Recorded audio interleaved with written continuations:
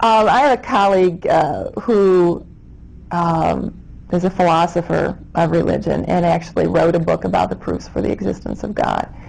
And persons who are religious look at those proofs and look at the problems with them.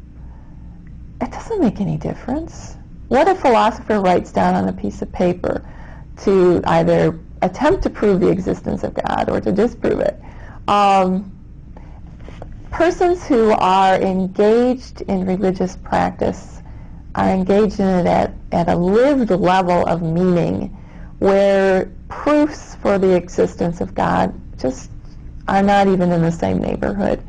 And I think those proofs are interesting intellectual exercises. I think for philosophers it's important to understand how language works and the limits of language. And so some very interesting things have been said about proofs for the existence of God, because the notion of God pushes us to the edges of how our everyday language works.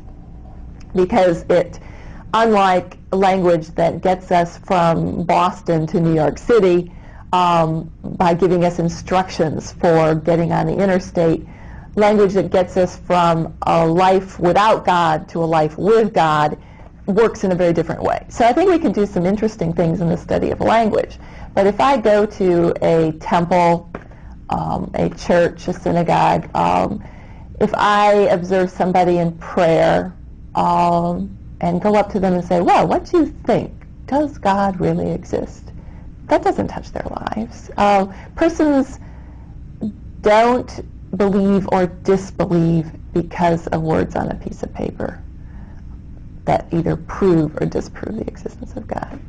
Persons believe because when they actually are making their way around in the world, there is either a presence that is with them in their perceptions of what they're doing or is not. And I've just never found the questions of the proof in that way very interesting.